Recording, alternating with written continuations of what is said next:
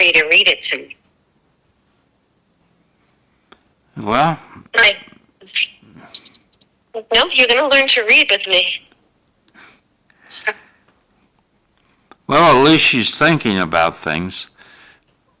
Right, but the thinking is so different. Well, I agree with you. And you can listen to an audiobook in the car. Like, that's something that I learned that I could start to do, and why I got into Audible, because I do my best thinking in the car, and if I hear something, then I don't know what it is, that it just makes me process information better when I'm on the move. Yeah, my youngest son, who's got a fairly decent commute, I think it's about an hour in, hour out. He listens to Audible books. But, do they still have a newspaper for the students called the Weekly Reader?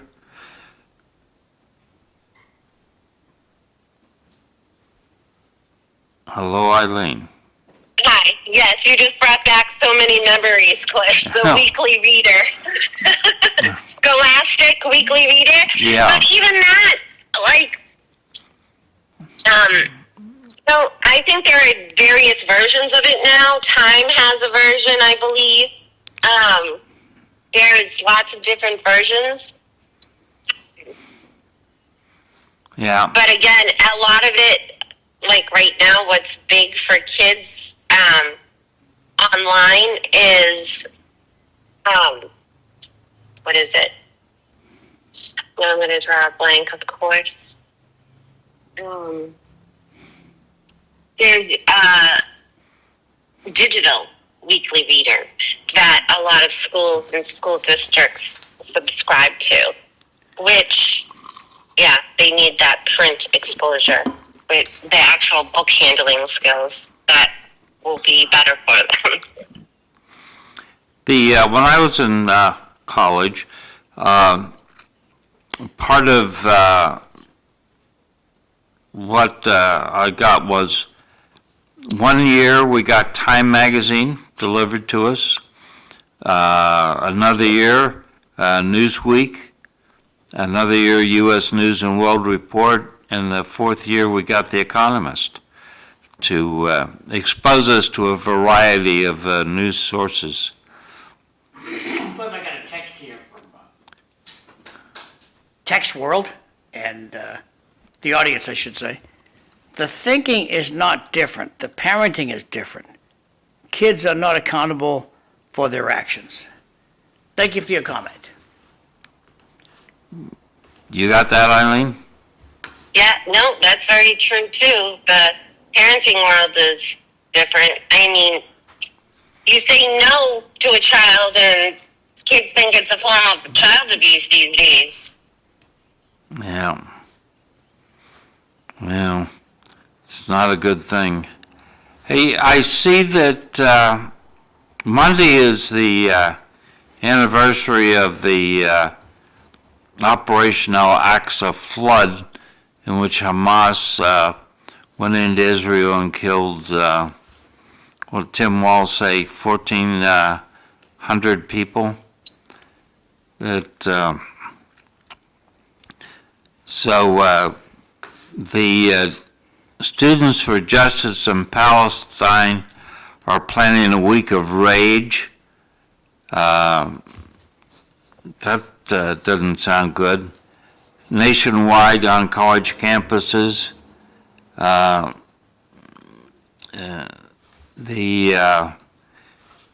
It's scheduled 7 October to 11 October. What is called the genocide in Gaza. I'm not sure they understand what the word genocide means. Well, what does Isn't that genocide October mean? 7th date, the original date that Israel and Palestine engaged in war tactics? You mean back in Here. 1948? You mean back that long ago? No, I thought it was a year ago on Oh. October 7th. Yes. I forget what happened. Palestine in Israel. Yeah, there was a music festival going on, and Palestinians came across and killed 12 to 1,400 people, raped a lot of women, and made captive a couple hundred people, some of whom are still captive a year later. So, genocide means you're destroying a specific population, John. So, if there's 1,000 Gazians, if you're talking genocide, if there's 1 million Gazians, if you're talking genocide, you're talking killing hundreds of thousands of people, in my mind. And in Germany's case, millions. Yeah, Germany, during in the death camps, they killed 12 million people, 6 million of whom were Jewish, and they were on their way. I've got to. And there are people who want to stamp out the Jewish people. There's no doubt about it. That, I had a quote, but I can't find it now.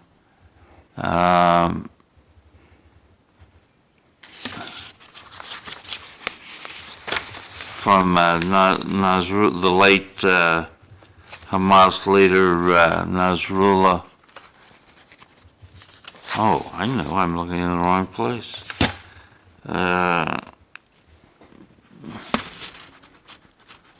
Here we go.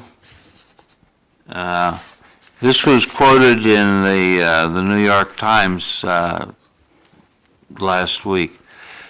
And Nasrullah is supposed to have said in a 2002 speech, "The Jews will gather from all parts of the world into occupied Palestine,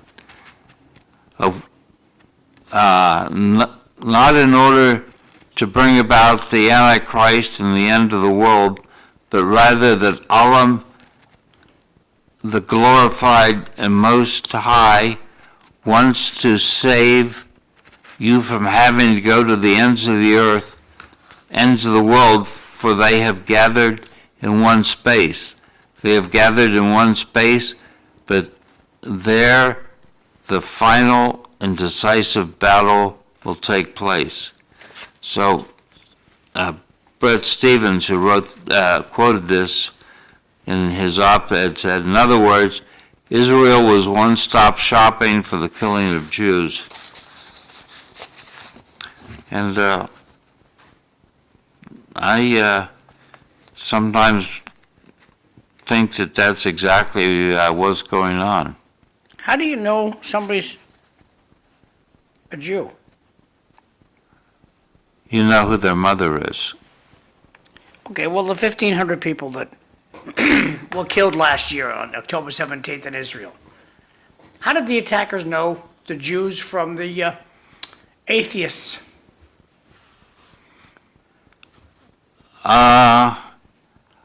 I don't think that they were thinking of it in those terms.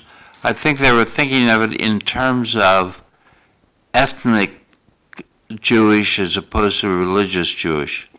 Go back on the question. Yeah, How do you know they're Jewish? because they're all gathered together as Jews. So they were all wearing, No. okay, so there was an aerial attack. They landed on these little planes and stuff. Yeah, Well, hang gliders is my memory. some came by hang glider, yeah. Whatever, you can tell the whole story if you want to. But how did the attackers, the guys with the guns, the people who flew in or however they got there, how did they know the Jews from the atheists? Well, there is no ethnic group known as atheist. So they're all Jews, even though some were atheists. Yes. And there were probably some in the number killed that were not Jewish. Wouldn't it be more A practical couple to of say that Palestinians were killed. they killed Israelis? Wouldn't it be more practical to say that? Instead of make this a religious war, why don't make a country war? It might. Would it But make the you media more has comfortable? the media has decided, you know what? No, it's Jews. Most of my Jewish friends don't practice their faith. Yeah. But I don't think that, So I think the attack could have been, certainly could have been, and it should have been labeled Israelis. That's just my take. okay. Eileen, you got a thought? No, I lost track of the conversation. I was I was mothering. Oh, okay. So anyway, on Monday, there's going to be demonstrations at 7 locations in New York from 1 o'clock to 6 p.m. There'll be City Hall, Washington Square Park, Union Square, Grand Central, Times Square, Columbus Circle, and the first will be the New York Stock Exchange. So, did you see where pseudo prosecutor Jack Smith from the Department of Justice hit President Trump with a new indictment, sort of breaking the DOJ informal rules about election interference? Yes, I did see that. I think they're pulling out every last stop to deter him in the election, honestly. Yeah, it looks that way. It could backfire, though. I mean, wasn't Trump tried by the House of Representatives before the Senate for this back in 2021? He's been tried for an awful lot. I mean, it's not like he's not showing up for it or not being accountable. He's definitely... If you could Sorry. read these two comments, Eileen can hear you better than me. All right. The first comment is, it's a question, a week of rage? When do the students do a week of learning? I like that. If you let the kids run the household, then they'll learn who's the boss. I was told no so many times, I thought that was my middle name. I like that. That's a good line. Yeah, I mean, even, like, we'll be in the middle of the class, and one of my students will say, I'm sad. I'm like, oh, this isn't the counseling class. We're not here to talk about your feelings. Like, honestly, you're here to learn how to read. Let's do that. I mean, it's too all lovey. And the fact of instruction, academic instruction, has lost its way in today's society, I feel like, and especially in the public school. Yeah. It's worrisome. We can hope the school committee keeps an eye on it. So they released the indictment. I couldn't believe that on the TV news they talked about that there was evidence released. It was an indictment. It's a bunch of assertions. We have to have the trial to see the evidence. Yeah. But in this country, certain people are guilty before proven innocent and innocent before proven guilty. And it seems like those are the hand-picked few. Yeah. So, Israel got attacked with 181 missiles, and now there's the question of what will Israel do back to Iran. And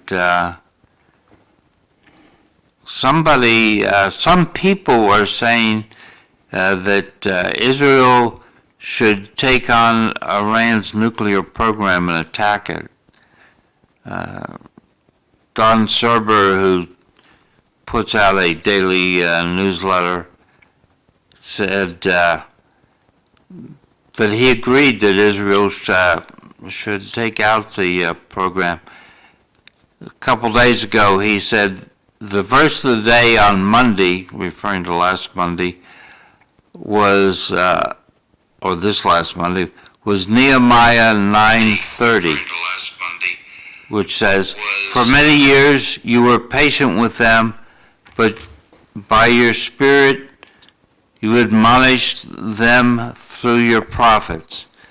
Yet they paid no attention, so you handed them over to the neighboring peoples." So Don Serber says that should be the nuclear program should be the target. I saw law professor William Jacobson, who blogs on legal insurrection, said the same thing. Robert Simon said it. Ellie Lake said it in an article in the Free Press, and Brett Stevens in the New York Times. So, but what is the appropriate response of Israel to 181 missiles? Let's see if John has a thought. Who shoot missiles? Iran shot 181 missiles at Israel. Yeah, we had a beautiful video of that yesterday. I'll try to find it, of the interceptors. Yeah. And I think a lot of those were U.S. shot interceptors. What are your thoughts on those interceptors? I think we shot Meaning the towards U.S. a dozen. The U.S. The U.S. ships, I think, contributed about a dozen interceptors. Okay. But we were there. So I don't like the fact that we're getting into that war over there. And whatever happened to Ukraine? Ukraine, there's no news about the Ukrainian-Russian war. Nothing. Have you seen anything? I mean, you're on this like I am, and ask Eileen the same thing. What happened to Ukraine? I think it got pushed off the front page by Israel and Iran. It'll be back. But how should Israel respond? Do you ever thought? Should they go after something really consequential to Iran? Well, see, sadly, this is going to continue until one side says, look, this is enough. We're going to knock this off. And Israel is not ready to do that yet, and neither is Hamas. So, of course, Israel's going to fight back with, they did it with the beepers and the walkie-talkies 2 weeks ago. And the Hamas people, they're not really sitting back and thinking about how should we retaliate here? What's the smart thing to do? Because Israel is just clobbering them, and Israel's surrounded by everybody hates their guts. I don't know that Israel has one country that touches it that they like. And so Israel has a war coming up on all fronts. And the U.S., we've sent the Navy boats there. And I just don't think that we should get involved with that skirmish. Those people were born. I've had the luxury of visiting Israel. And they're born to hate the other side. As soon as the kiddo comes out of the mom, the kid gets a spank on the behind, and the doctor says, "A Jew spanked you." And in Israel, they say that Hezbollah spanked you. So from their first breath, they're taught to hate the other side. And that's just not the American way of thinking. Can you give me a good reason why we're there, Cliff? Yeah, I think it's politics. There are a bunch of voters who believe that those who bless Israel, God will bless. And so there's sort of an Anglo-American support So for the you Jewish think God people. thinks killing's okay? I didn't say that. Oh, well, that's the little thing you usually toss at me. What's that? That you'll take a gigantic move like that. So God thinks killing these people is okay. That's what you usually toss back at me, and you go, I didn't say that. I didn't say that either. But that is what you're saying. Yeah.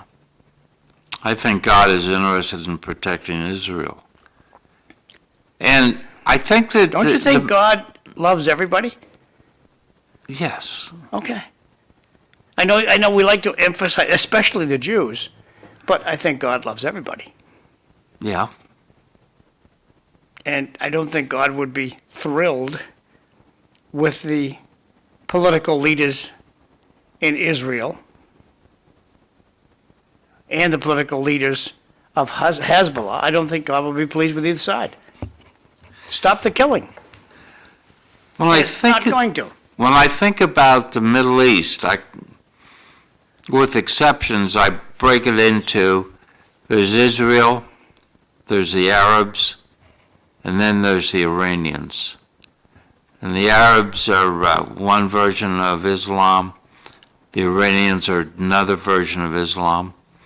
The Arab nations, by and large, have cut a deal with Israel. Egypt, Jordan, Saudi Arabia, various other places. Iran, since the Shah was thrown out, has been very definite in being anti-Israeli. And they support Hamas and they support Hezbollah as their two proxies for attacking Israel.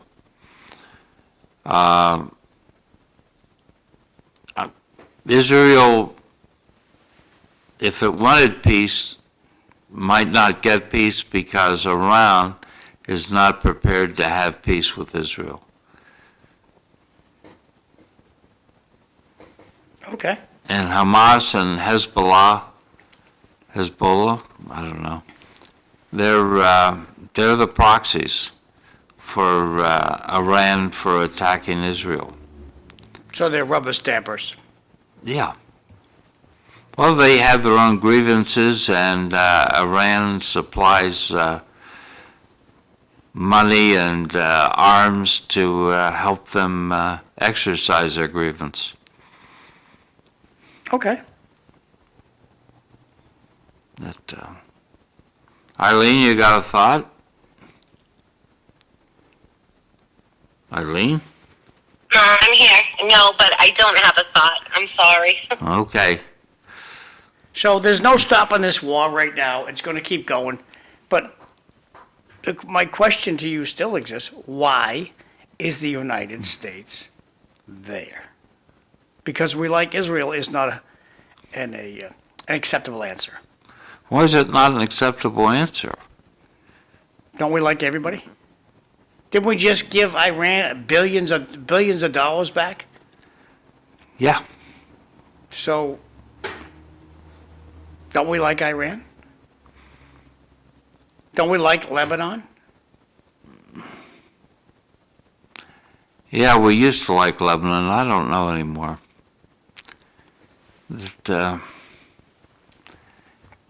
We think that Israel should be allowed to exist. And Every individual should be allowed to exist.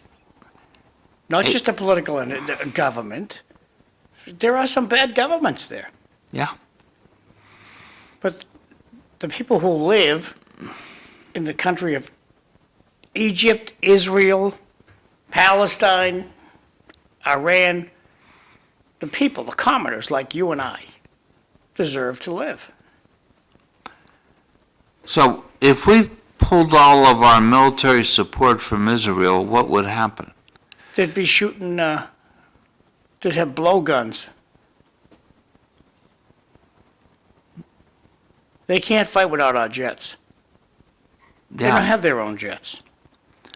So, if we withdrew our military support from Israel, would you be prepared to accept 7 million Israeli refugees here in the United States? Give me that again, I'm getting an error code up here, what? If we withdrew our military support from Israel, Yeah. would you be prepared to accept 7 million Israeli refugees here in the United States? No.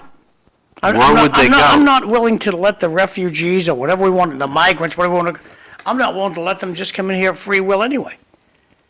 So what happens to the 7 million Israelis? They just die? But they ain't coming here. So they die. See, that's your words, not mine. I'm trying to get you to tell me what happens to them. I don't know what happens to them, Cliff. Maybe they're going to go to Japan. Maybe they stay right where they're at. I doubt that they'll stay right where they are. Japan, I don't think is open to big immigration. I just had this error code come up on YouTube. I don't know what's going on here. Oh, okay. So, YouTube's up, but I don't know what's going on with it, so. So Eileen, we got school money coming from the federal government because Speaker Johnson gave up on his voter integrity bill and they just passed continuing resolution until just before Christmas. Does anybody talk about that in the school committee about getting money from the federal government? No, we talk about how great we do on MCAS scores. Yeah, I guess the district improved overall with that criterion reference information that the state puts out, but it's definitely, maybe there's slight improvement in some areas, but it's difficult to caution how to read a lot of those testing results. how is it difficult to read them? We're in the, Because of all the different subgroups. What number are we now? And I never really got to look at that spreadsheet, Cliff. What number is Lowell now? well, we're at about 25%. Wait, is it an increase in the numbers from last year? I did not check. I'll have to check and I'll redo the numbers. And I'll get them to you. I mean, in a way, I mean, I saw numbers after numbers in the report that, and by the way, I had a little problem with the report from the Agenda Center.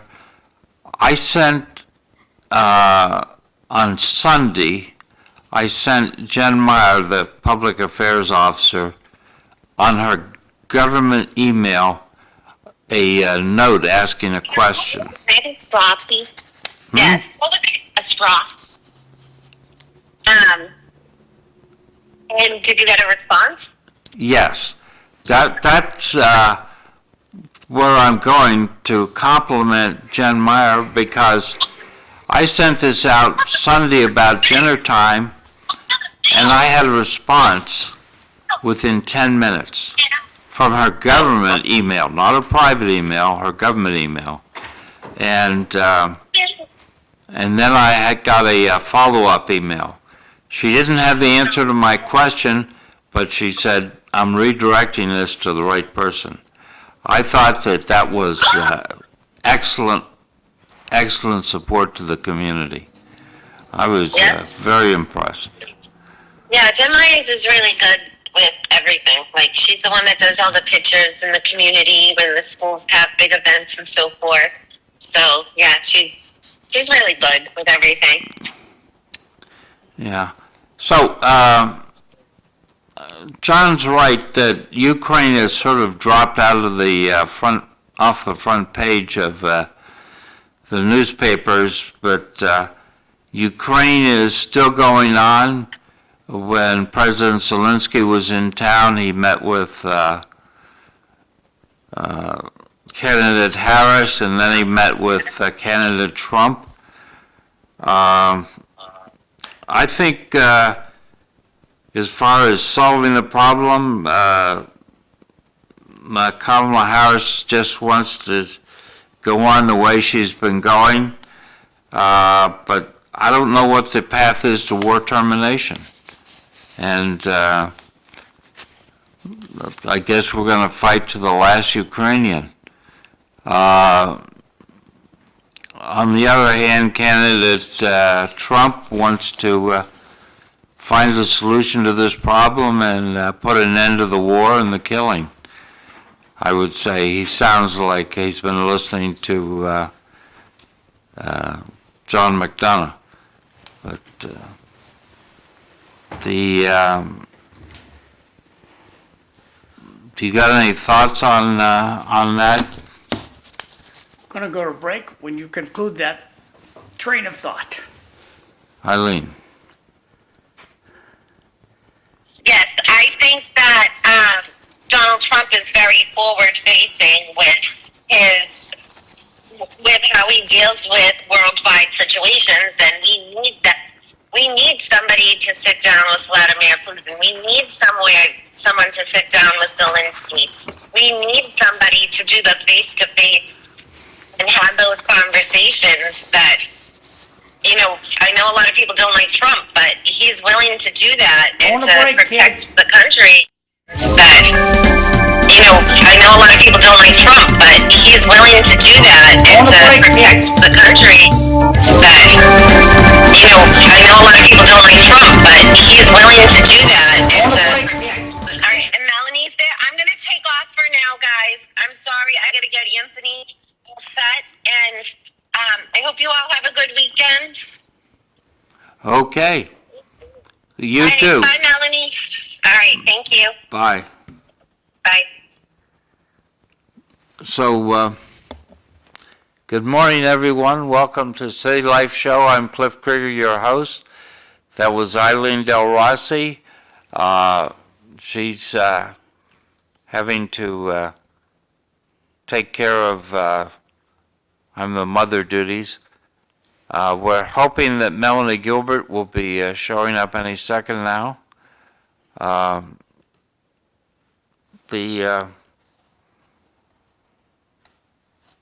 Did you want to do the announcements now, John?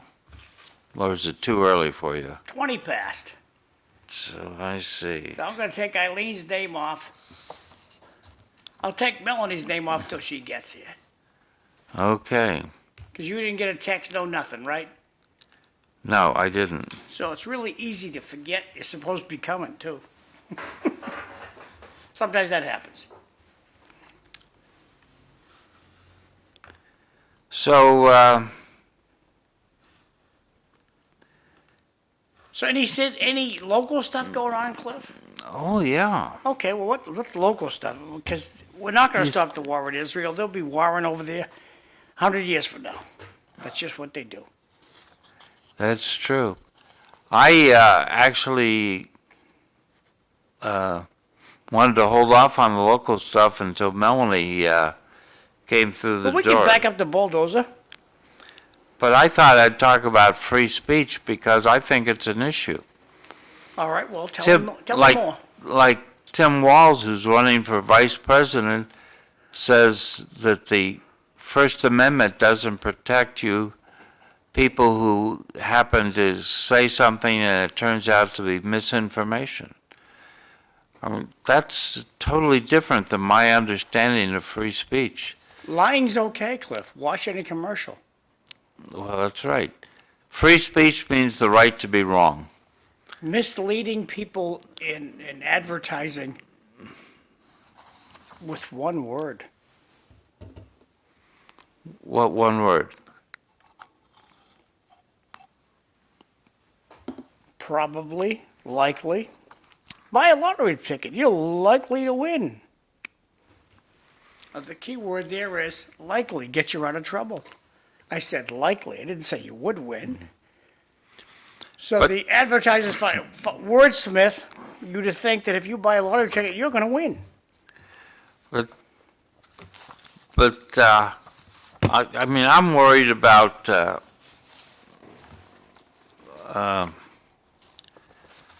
government. Melanie says she's 5 minutes out. Oh, okay. I'm worried about the government thinking that it has a responsibility to regulate speech. John Kerry, our former senator here, was at the World Economic Forum a few days ago, and he literally called for the end of First Amendment speech rights because he thought they were getting in the way of achieving the goals.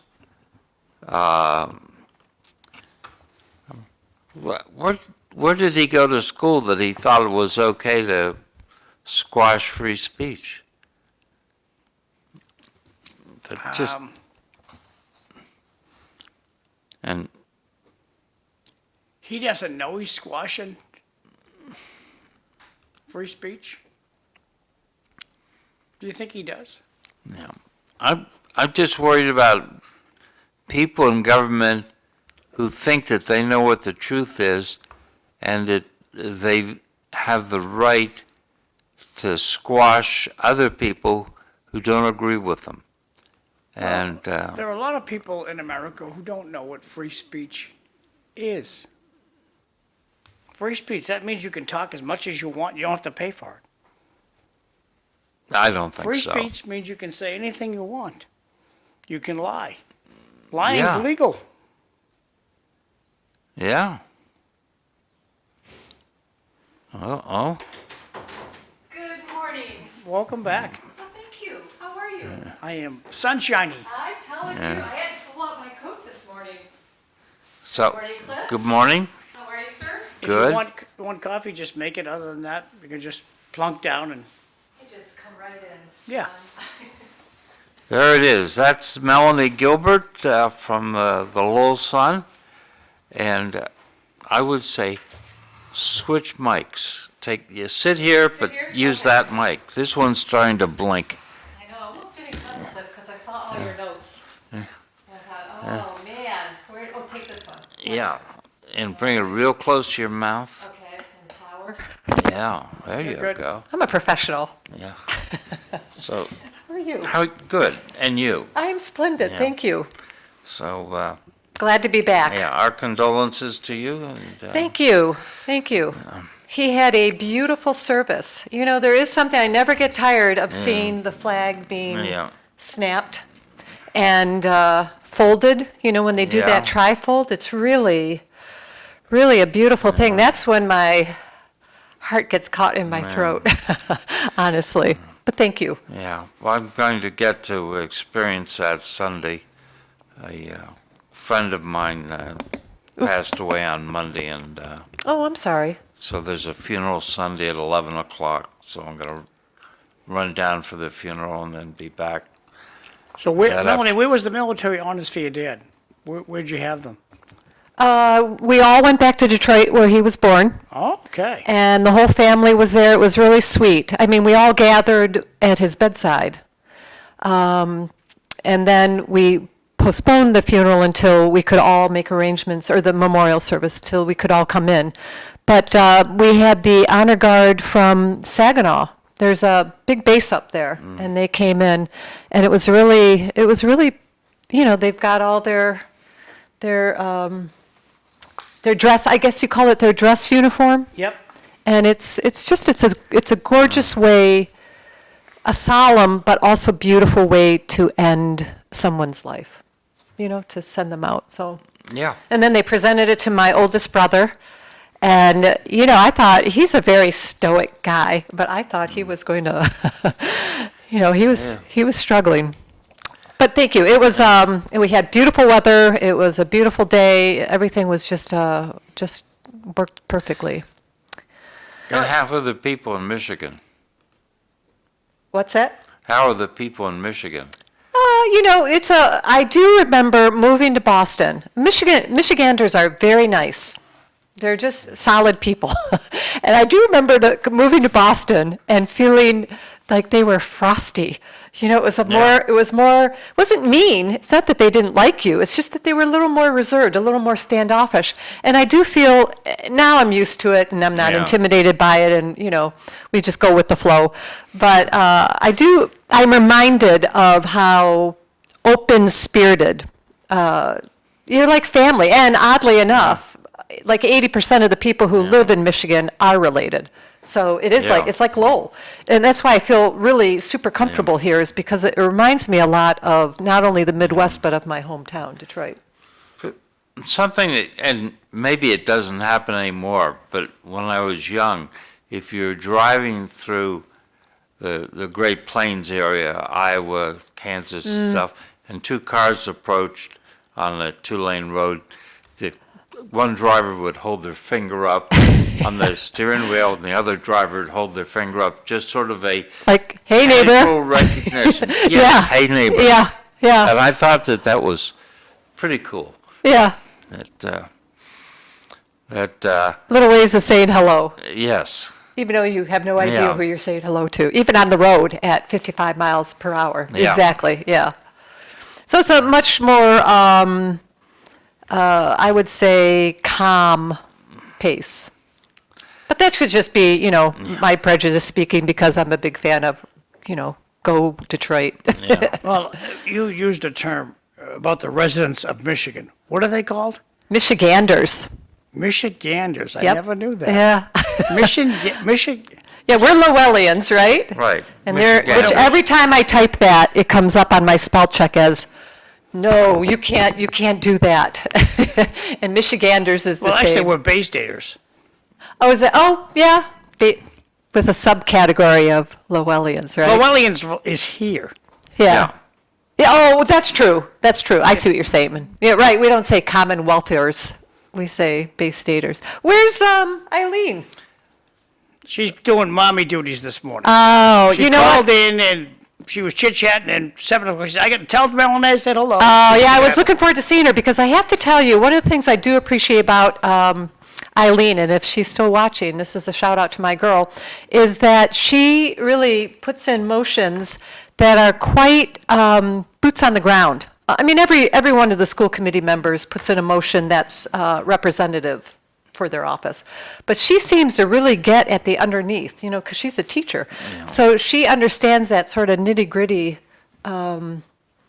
less policy and more practical is what I like to say her motions are all about.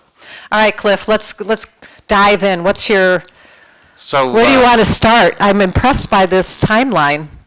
So, what did you think of the debate? You know what? I didn't watch it. I was traveling, so I didn't see it, but I did read about it. You didn't watch the repeat on YouTube? I did not. I did not. I should have. But, you know, it's like the city council meetings. I'll watch it in real time, and then I know it's probably is like a huge time. I devote a lot of time to it because I think there are a lot of things that happen in those meetings that you don't capture on the first fly. Yeah. And so I watch it a second time at 2 times the speed, more for clarification, you know, not, I hear it and then I listen to it. And I should do that with the debate. I should watch it and then watch it on 2 times the speed and see if it lands the same way. But from what I read, you know, I read the reporting, I like it that they had a civil discourse. Yes. So was that your impression too? Yes. I feel like that's been something that we haven't, you know, we're all shocked. It's, you know, it's like when I told my kids they don't get a cookie when I was teaching them how to drive. I said, you don't get a cookie for stopping at the stop sign. That's your job, you know, so don't applaud yourself like, oh, look I came to a full stop. And the same thing with the debate. We're getting all excited that it was a civilized, but that's baseline. So I guess there's good news is that we're back to baseline, you know, that we can act in a civilized, we can expect higher order thinking and higher order conduct and higher order behavior from our elected. And, well, J.D. Vance is an elected official. He's a senator, and so is Governor Yeah. Walz. So from that perspective, it sounded, you know, and I have to say that I felt like the news was disappointed. that there were no fireworks. I felt like they're so used to the bad actors and the inflammatory statements that it was almost as if they were saying, "Oh boy, they all behaved." So it would have, one of the reasons I wasn't going to watch it or didn't watch it is because I really don't want to see that, that tension. I'm not a fan of that kind of, but Yeah. I will, because it sounds like it was a very dignified, representative discussion.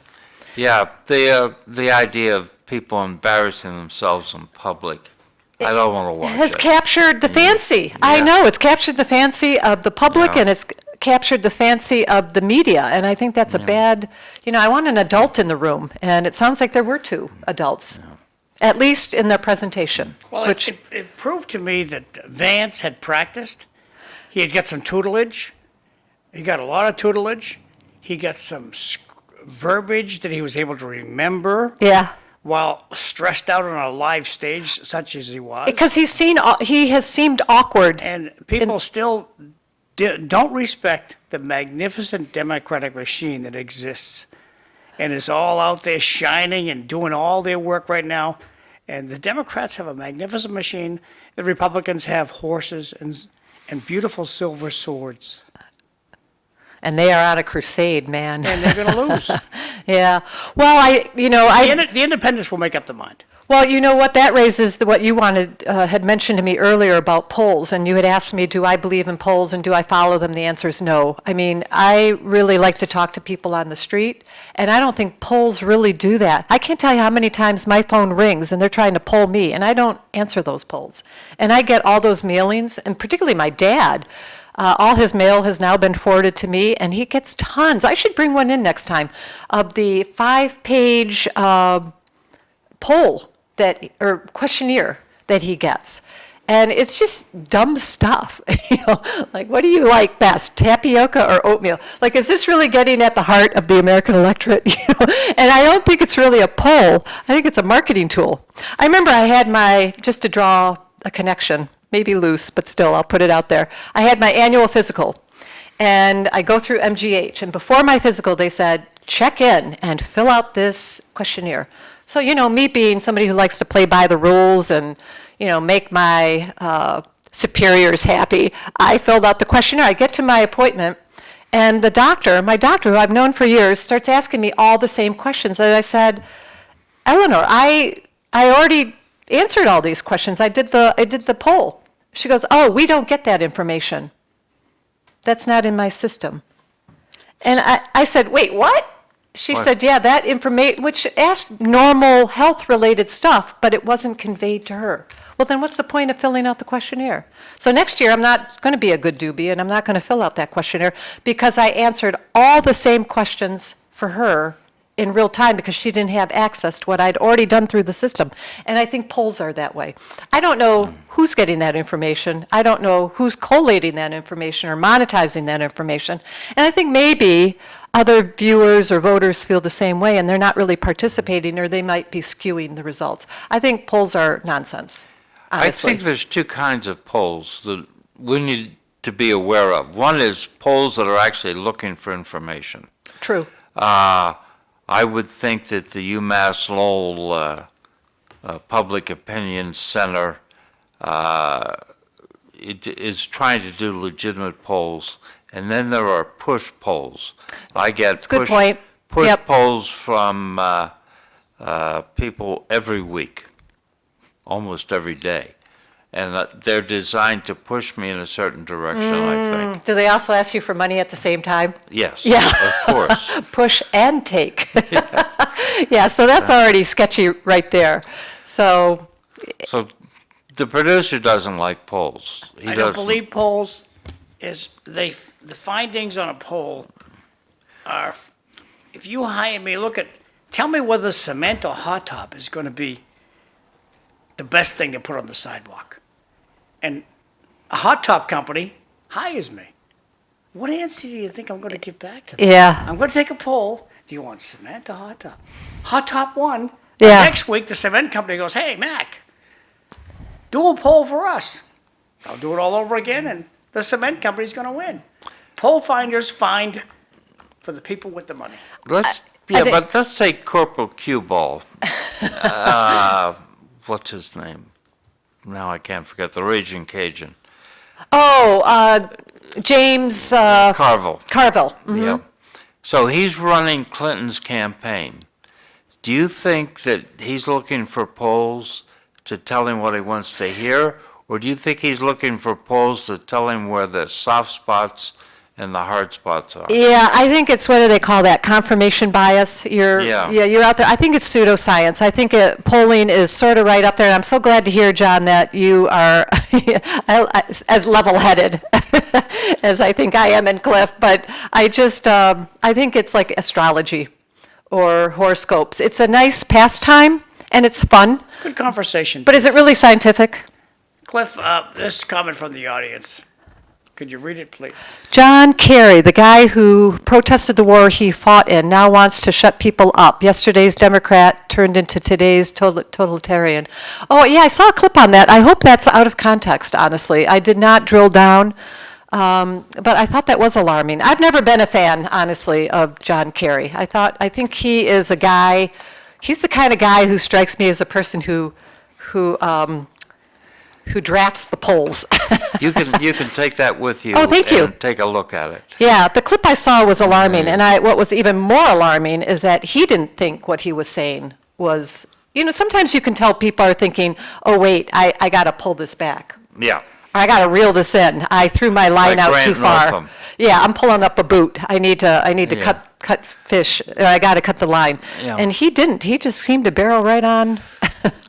Yeah, so I agree with your, the totalitarian, I'm not sure I agree with that, but I think he was, it was a poor comment. It was not statesmanlike at all. Yeah. Now, sometimes polls do okay.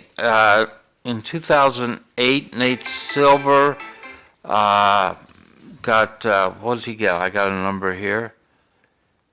He called 49 of the states. That's not bad. No, and that's beyond luck. You're Yeah. right. And then in 2012, Rachel Maddow said that the winner was Nate Silver in that election because he called all 50 states. Well, like they And say. then you- everybody blew it in 2016. Yeah, they did. Although, they say you can tell you're right about the time twice a day, Yeah. right? So I don't know. I'm not a statistician. I don't know if you can get lucky like that. Maybe that's within the realm of luck, that in one election you might be right, even with 50 states. I have no idea. I do remember that, though, and thinking he was the bomb, and then he totally bombed in, was it 2016? Yeah, 2000. everybody did. Yeah. So, I don't know. I think polls are it's like a carnival. I feel like it's a cool little pastime, but I'm not sure that I would put my money on it. I think it is like betting, it's an educated guess, which is an oxymoron, but it's still an educated But guess. some people do better at betting than others. True. I mean, you've got a Some world, people are just lucky, world Cliff. poker championship. Yeah. Some people do better than others because some just don't know how to play the game. Well, that's true. And here's a quick story about my dad. He played poker in the service. That was a big Yeah. pastime. They'd get their pay and then they'd all play poker. And my dad was not a drinker, but he was a poker player. And he won a watch from another guy who was obviously a gambler, had gambled away all his pay. And then they start giving away things of value.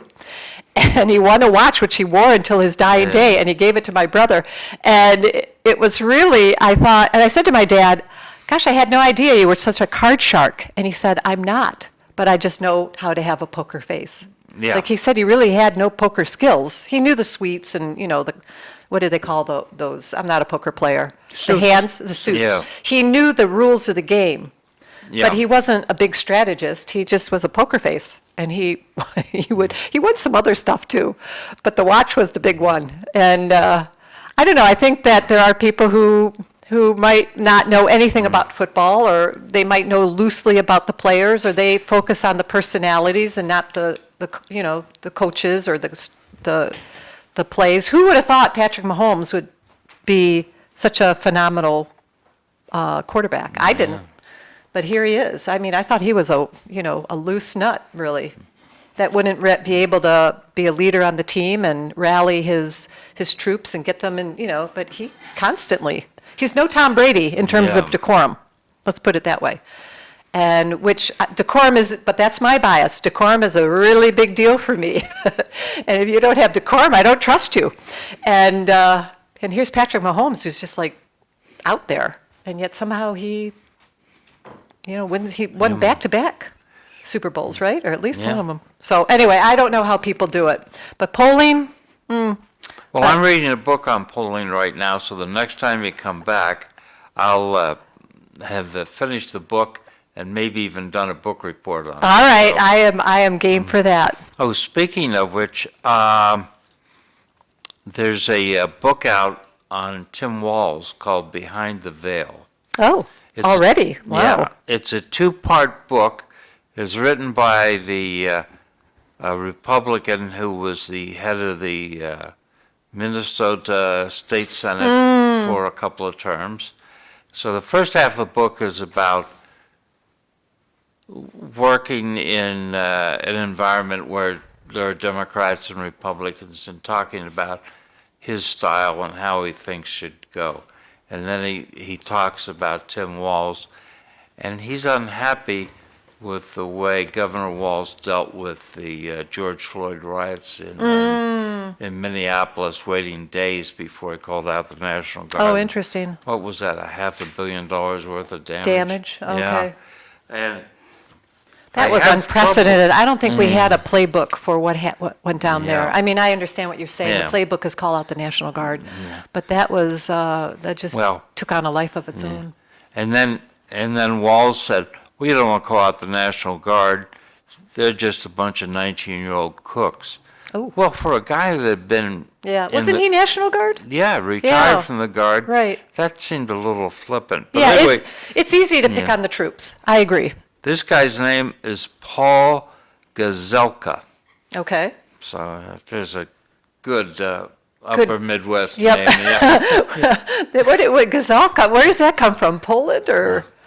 I would think so. Yeah. It is interesting. I think, there are those pockets in the Yes. Midwest of heavy, like almost entire communities came over and settled in Yeah. the same town. So it's, you get that in Minnesota, you get that in Wisconsin.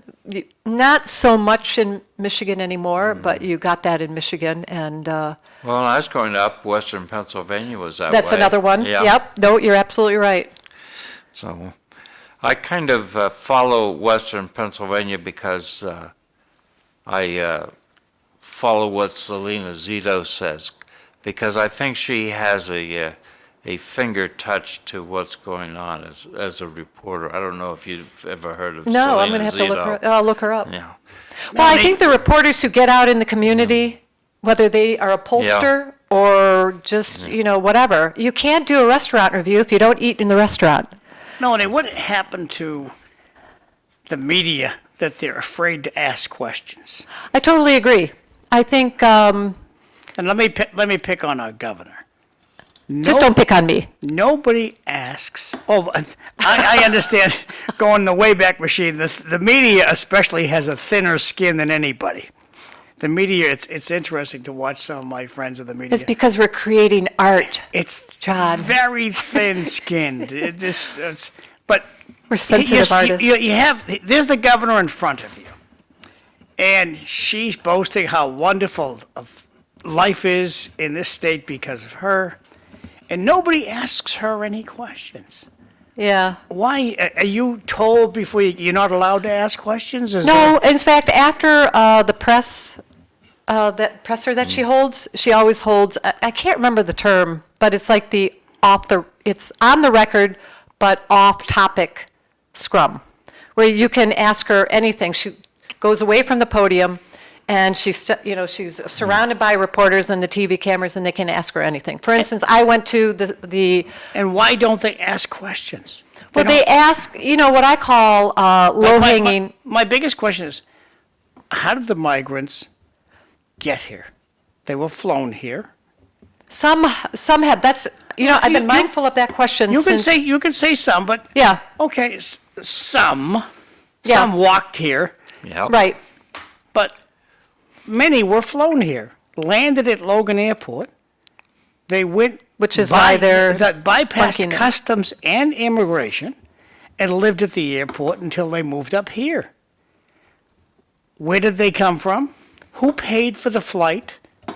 The governor, I'm sorry, no one asked the governor those questions. Go ahead, Cliff, sorry.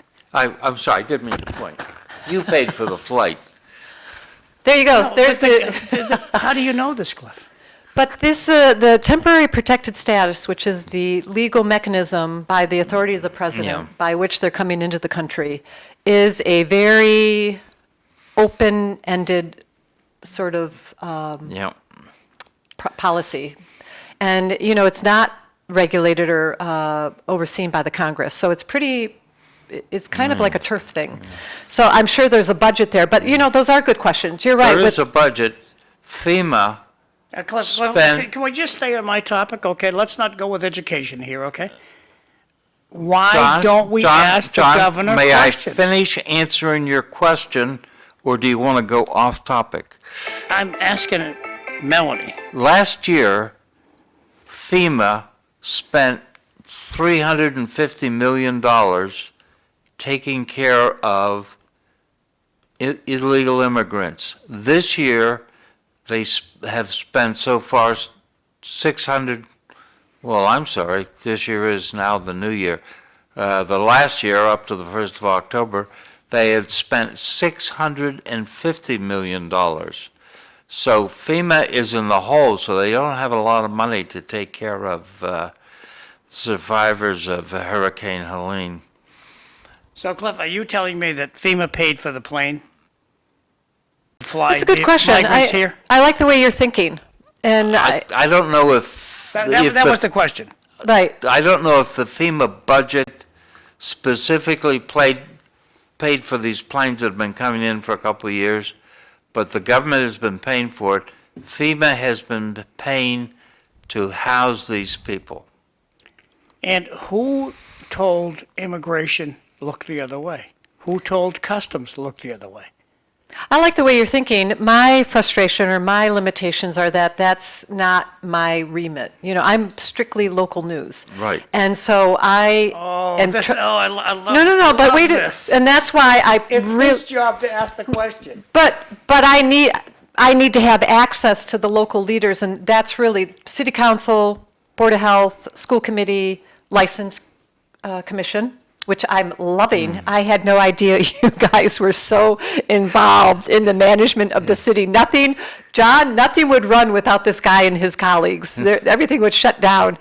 And which was a revelation to Yeah. me, and I thank you for that, because I wouldn't have really known I knew about the licensing commission, but I wouldn't have watched the meetings particularly without my connection to you. That's unlike the Cemetery Commission because they never publish their agenda. You know who doesn't either is the VA, the Veterans Yeah. Commission, and I'm interested in following that. I don't think our vets get enough. Comment from the audience. Cliff, if you could read that. Trump praised Walz over his handling of the George Floyd riots, and he did call out the National Guard.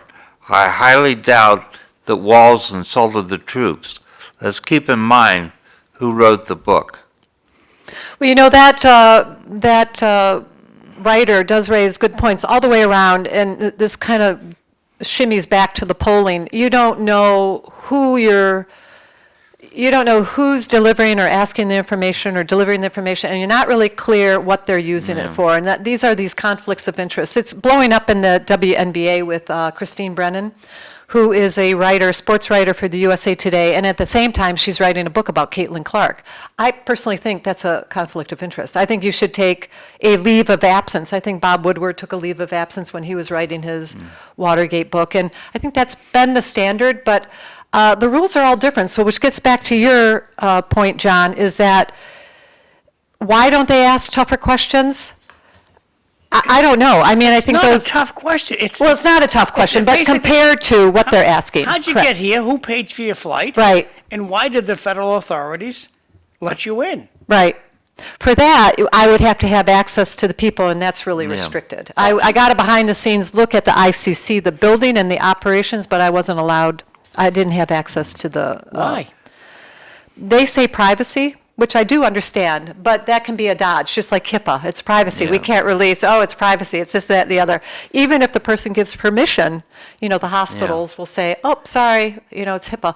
And so this can become a screen. You're absolutely right. Now, page 2. I think John has fallen off the trail. That's okay. Why would you expect a Haitian refugee to know who paid for the plane? Page 2, okay? With a driver's license, you can vote.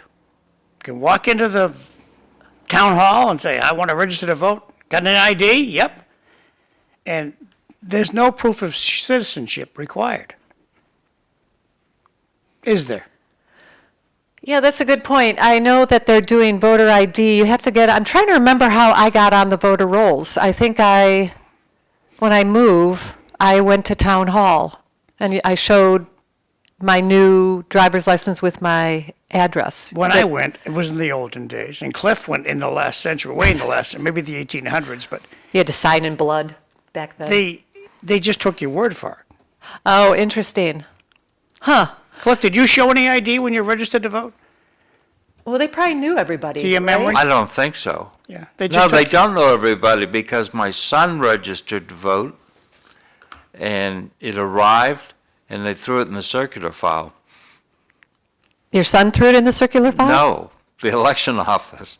Oh, He was very irate that he could not vote in the presidential election. not even with a provisional ballot? They didn't offer him one. Melanie's turn. Speaking of the border, have you heard of the documentary Line in the Sand? I have not. No. Does our writer care to elaborate? Do you guys know? Nope. No, I No. don't know.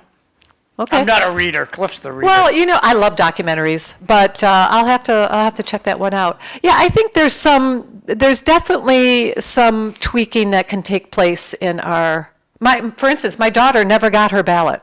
She was going to go back to school. Yeah. She requested a mail-in ballot on the Secretary of State website. So I'm like living proof of how it can go sideways. And I wrote about this in the column, but she requested a second ballot, which also didn't arrive, based on the recommendation of the town clerk. The town clerk says, well, just ask for another one, we'll send you out another one. Neither ballot arrived, and only one showed up on the Secretary of State, which said it was delivered. It was not delivered, so I don't know where her ballot went. But nobody voted in her stead because she delayed her return to college and went to the polls on Tuesday. College started on Tuesday, but she stayed home, and I took her up Wednesday. So she voted in person, and nobody had voted in her stead. But, I kind of feel like, so when you're asking about tough questions, I feel like the news isn't close enough to the community to track that kind of story. Like, I would use that story as maybe it's a one-off, but it's also a good pathway to telling a story about an issue that's confusing. You can personalize it. Here's somebody, 21-year-old kid, voting in her first presidential election. Well, it was the state primary, but we hope the same thing won't happen with the presidential Yeah. election, at which time she will be at school and can't just tootle on home. But, you can personalize it and people understand it. And I do think that's what's missing from the immigration debate. That's not how we immigrated, or our parents immigrated, our ancestors immigrated. They didn't stay in hotels. They didn't bunk in an airport. You didn't get a free transfer. Right, they didn't get flown on planes or however they came in. So we don't understand the process, and it would be helpful. I do think I dogged the administration for about 3 months to just get the access that I did get. And I'm still asking them for an interview. But you're right, nobody else has done that, and I don't Speaking know. to Cliff's I've point, gone- I I bet want- you there are Haitians that will tell you, I didn't want to come here. They brought me here. I don't know about that. Haiti is pretty. I understand, but to Cliff's point, well, how do they know who play? Do you believe there will be Haitians that will tell you, I didn't want to come here, they brought me here? Well, one of my challenges is I don't speak Spanish, so that's on me. For me to access, or Haitian you're Creole. okay, because they don't speak Spanish. That's either. right. No, they speak Haitian Creole, which is beautiful. When I was I heard it being spoken all around me, and it was gorgeous. But, so that is a barrier to entry on our side. And I do think that in days of yore, newspapers had tons of people who had multiple languages. Did you see where the people from Domrep, the Dominican Republic, are deporting Haitians back to Haiti? Really? Yeah. I was interested in. There's not close. There are Oh, split. interesting. Oh, interesting. Well, I just wanted to comment, I hadn't heard Tulu along in decades. So that must be a I love, Midwestern it is a term. Midwestern. My editor is constantly saying in my copy, is that a Midwestern phrase? And like, I just say I it run without into even that same thinking. problem with John, who needs to do the announcements. I'm not going to do all the announcements, just a few. Tootle along, John. Today is Friday, October 4th. Ooh, that looks delicious. So they're going to have Tuscan pollock and roasted potato. Wow. So it's fish today at the Lowell Senior Center. The only rule at the Lowell Senior Center, you have to be 60 years or older. Do you have to show ID? I've never been asked. I don't see. I should dig into that, John. Do I have to show a driver's license? Well, you got to be 60, and it's only $2. And if you know the $2, you can eat for free. Oh my gosh. And the Lowell Senior Center is the only senior center I know of that has lunch 7 days a week. Oh, Except for a oh, holiday, you're right. the Lowell Senior Center has lunch 7 days a week. So if you're hungry tomorrow, they're having beef stroganoff, Sunday, chicken masala. Sounds delicious. So I'm looking at that Polish lunch with stuffed cabbage. I love cabbage. Have you ever eaten bread stuffed with cabbage? are you 60? Yes. Then you can go. You're right. I'm thinking I've got my And $2. it's free. I don't have the money, and it's free. We should all do lunch together. And then, yeah, that's a good idea. Blessing of the Oh, this is great. Is this Tewksbury? No, this is going to be St. Francis and Delightful Draken. Oh, This is Father Seppi. He's the pastor there, and he's going to have the blessing of the animals on October 5th. That's tomorrow at noontime. Then one of my favorite things is touch a truck at the Tewksbury Fire Department. The come and meet. Oh, I got to shrink down the top too. There we go. Tewksbury Fire, and this is going to be all happening on Sunday. So Tewksbury Annual Open House. Come meet your firefighters Sunday, October 6th from 11 to 1.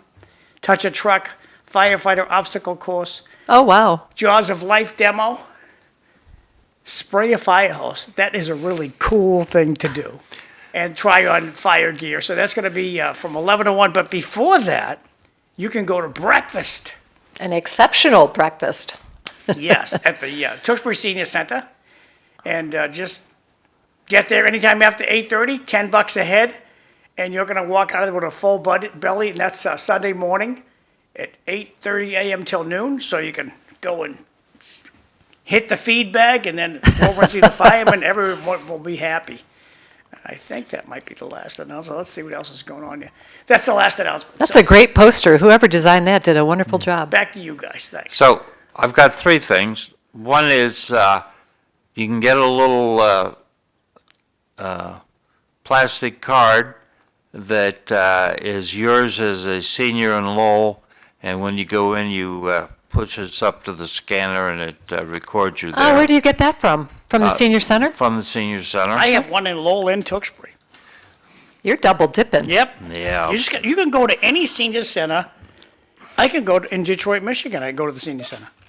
for I like lunch. that. It's Just like gotta be- YMCA's. Just got to be 60. Right. I like that. I don't think that stuff was around until like the 60s, right?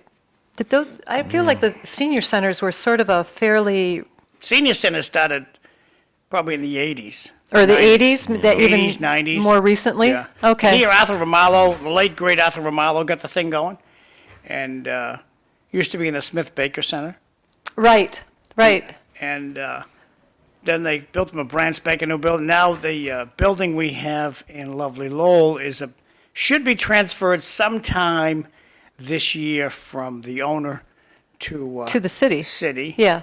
And right now they're in negotiations. I don't know why we're in negotiations because it was a written contract. Why don't we just do the contract? Yeah, I feel like, But it's secret square, as Bobby Hoey would say, and I love it. Secret square meetings that happen about the transfer of the senior center. do you think the senior center would be better at the Smith Baker if they ever come through with No renovating? parking.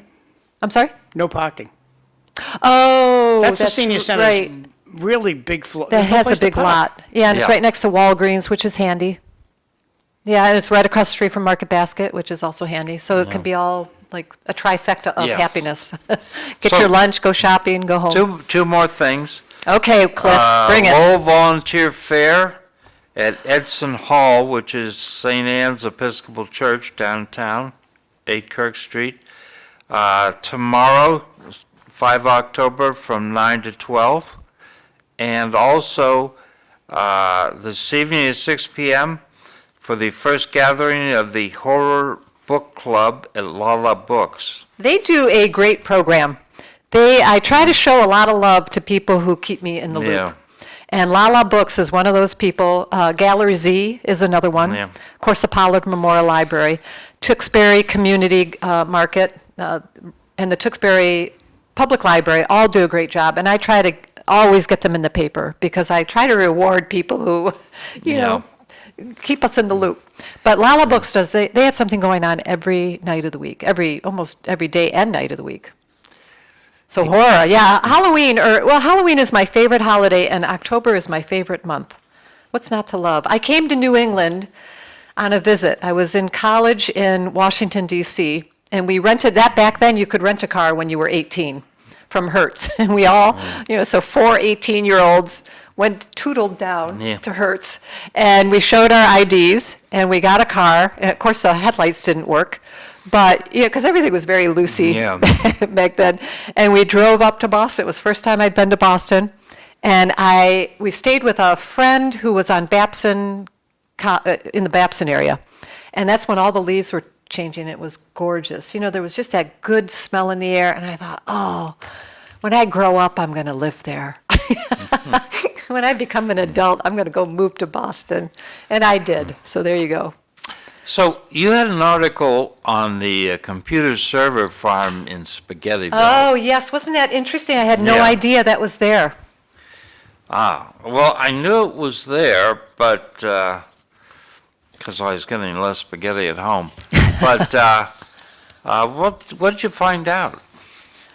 Well, they're moving the goalposts, which I think is fairly typical in the zoning and planning process. I think they'll say, I'm going to build something on, where's the camera? I'm going to build something on this size. Yeah. And then they end up expanding it to something this size. And it's sort of, or within this frame, I'm only going to do stuff in this corner, and then they end up doing stuff in this corner and all over. So I'm not familiar enough with the zoning or planning in this city or any city, honestly, if that's just, everybody knows that's the gig, that you're going to build a house, but actually, and you're going to only ask for this, but actually, you're going to come back and ask for all this other stuff. Maybe 1 year, 2 years, 3 years, you're going to ask for an ADU. Then you don't even have to do that now, but you're going to ask for a 3-car garage. Then you're going to ask for a in-law suite above the garage, and you keep expanding your empire. And that's kind of what's going on over there. I looked at the record from 2015 when they did their original application, and it's way different. I'm not saying that's right or wrong. I'm just saying I think businesses do evolve, and they grow and they expand, and you have to allow room for that. I think they're going to continue to grow and expand. They own additional property in that area. So I think those neighbors are in for a pretty big hurt, honestly and sadly. I think it's going to be the fix is in, sort of. That's happening. No one's going to stop that development. Doesn't matter how many things I report. But I still felt it was important to represent the voices of the community because they showed up. Quite a few of them showed up at the planning board meeting and spoke about this. And that's golden for reporters to hear, particularly me, who loves to hear what regular people think. I know what the business thinks. That's all in paper. It's in the planning board documents. But I like to hear what the neighbors are saying. What about employees? Do they have many employees? They have 45, according to their testimony in the planning board meeting, they have 45 employees, and under the agreement, they're required to have 100 by I believe it was 2030. And they're well-paid jobs or not so well-paid? I think they're high-tech jobs, yes. Okay. And I think there's probably other median income jobs in there, like the security and the custodial and things like that. But I think to actually run a server farm but that's a good question. Cliff, I think it's your turn. Well, You read the top one, I'll read the bottom one. How's that? The news in this state report about climate change, and then on the next breath, drive around in a gas-guzzling truck reporting on a snowstorm. Disgusting people. You can check out the trailer on YouTube. It's about a border agent whistleblower and how our government treats and trades the newcomers. James O'Keefe doing real journalism. You know, that's interesting. We're a one-car family. I mean, we did buy a used car for my daughter. She pays her own insurance, but we bought the car. And, you know, I think about that sometimes. I am sort of an ecologically minded person, but then I think, here I am driving one car. I bike everywhere else. And there's so much, I don't know, waste. And then you see the server farm, which is using tons of water and tons of energy, that my little bit of conservation efforts is completely lost. And it is sort of a sobering and depressing. I wanted to go back to the server farm because I've read, in your article triggered this in my mind again, that we're going to double the amount of electric power we're using. When you And use water, probably, right. GPT, which is an artificial intelligence item, if you do a query, it uses 10 times the electricity of a typical internet search. Funny enough, Cliff, I read and I don't know how true this is, but Yeah. it jumped out at me that every time you send an email, it's a bottle of water. And I can't get that metric out of my head. That, you know, you send 100 emails, that's 100 bottle of waters. And looking at that server farm and its energy needs, Yeah. I can believe it. You know, they're installing new water cooling towers to meet the need Yeah. of their expanded servers. So, you know, I think this is important for Lowell because I think they're going to need that kind of computing power to be a player in the link development and sort of the biotech and all that. Although I don't think that's really serving that energy need right now. But it's a substantial development, and it's a substantial futuristic development. It's pretty groundbreaking for Lowell. You know, and I thought the attorney, Bill Martin, Yeah. was, Former mayor. oh, is that right? Yep. Well, he had an interesting, and I put it in the paper, you know, that's why I love going to those meetings because you get a good quote out of him. He said, you know, Lowell was built on the Industrial Revolution with the mills, and this is the high-tech revolution using, Yes. and I thought that was a great, this is the 21st century version of the mills. But how are we going to get all this? Why do people call Halloween a holiday? Are we lobbying for another day off? I hope so. I would love to have October 31st off. I just love, maybe it's not a holiday, but it is to me. So to your writer, your viewer, and your writer, I would love to have Halloween as a holiday. I call it a holiday. I stand corrected. It's a holiday to me. So, where are we going to get all this electrical power? I don't know, and I don't know. We have to generate more. Yeah, we're Just gonna. I'm that sorry, simple. that just said what I just said. But how are we going to generate more? We build more nuclear power plants. Well, traditionally, you know, going off Bill I'm sorry, Martin's. we build more gigantic steam plants. Well, we've got the canals. They've, Steam plants. That's nuclear power is steam. Terrible, but that's what we do. Steam. there's That's a. what's happening in China. They're opening a new coal-fired power Oh, my plant gosh. every other day. Oh, that's bad news. Well, I like what Toyota is doing with the hydrogen engine. It creates its own hydrogen, uses its own hydrogen to motor itself down the road. I think that's fantastic. I took a tour in Billerica of that. Sorry, the name of it is escaping me. You guys go so many different places. I need to read up on my stuff and be better prepared. But it's a fuel cell hydrogen technology plant. Super interesting. And I was talking, one of my Uber drivers in Michigan, when I was going from the airport to the service, he said he had a nice car. I said, oh, this is a really nice car. And I'm fascinated by cars anyways. And he said, well, he used to own a Tesla, but Michigan winters were killing the battery power.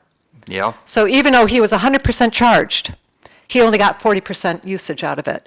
And I thought that was super You interesting. lose 20% in cold, Yeah. at least 20. Right, and he said he can't he can't depend on that with his kind of Well, he line. needed more range, obviously. yeah. Right, and he needed more reliability, and so he got rid of the Tesla and he bought Because the cost savings with my wife's car, when she charges, it's $12 to go 300 miles.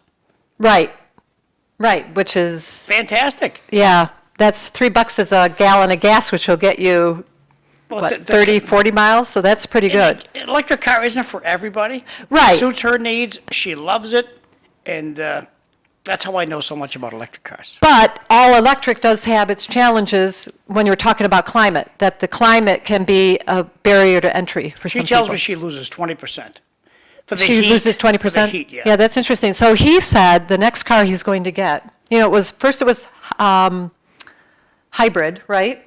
And then it was all electric, and he said now it's going to be, what's the new one? It does gas and hybrid. I think it is I don't called know. hybrid now, but that's the next car he's going to get. The all-electric, he said, was not working out for him because of the climate. And I had also read reporting about in Texas how the batteries overheat because of, it's like 110 degrees down there. That was one of the reasons I moved my dad to Boston. The poor man was a shut-in. He couldn't go outside. Yeah. He touched the mailbox. He loved to get the mail.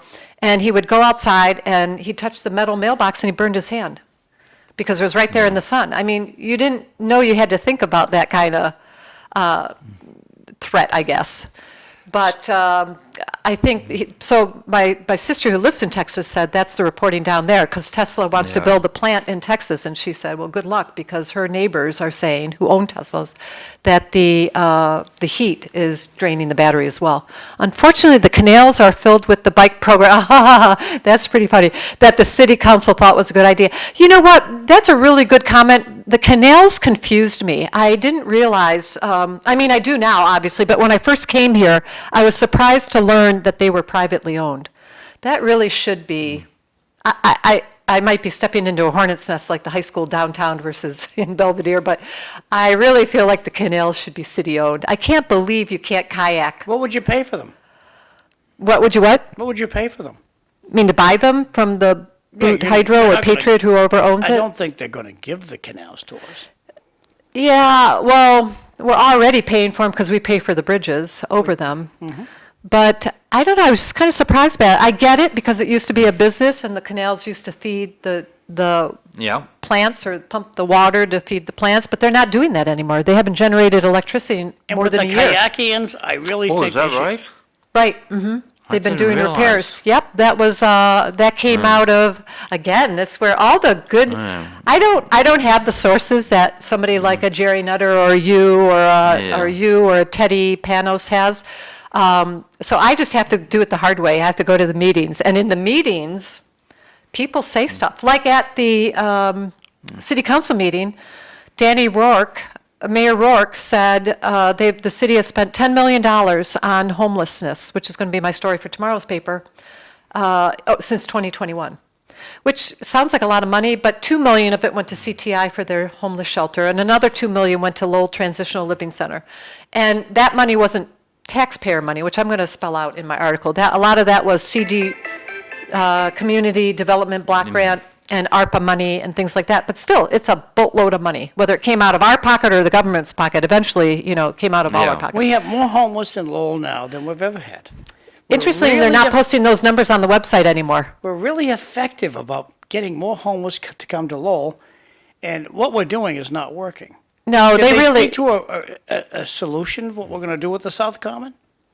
well, they talked about it, that's part of my article for tomorrow, is that they talked about doing, Dan Rourke asked the city manager, Tom Golden, to look into building a wrought iron fence all the way around the common, which would be prohibitively expensive. And We have the money. It's in your pocket.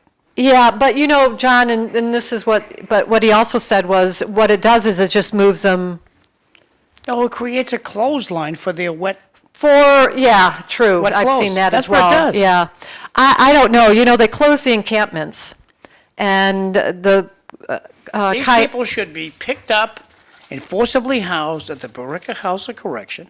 There's 2,000 empty cells out there, are there? fully staffed. Oh, wow. Well, in this racket, if you make something that's wrong by one number, you'll Yeah. get a phone call on it. No one has called and said, John, there's not 2,000 cells.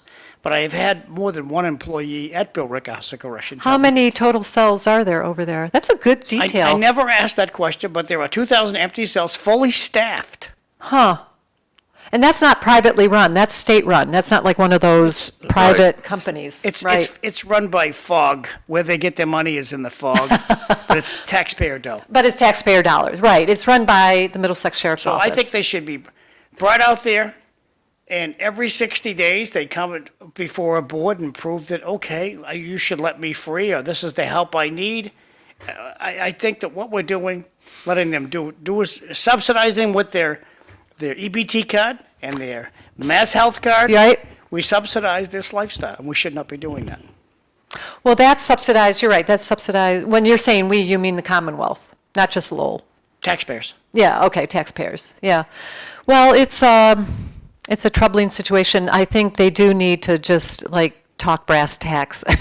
Just, I feel, I have an article in today's paper, as by way of example, is that facilities, the schools are owned by the city, but they're maintained, they're cleaned by the school department, but they're owned and maintained by the city. The repairs go through the city.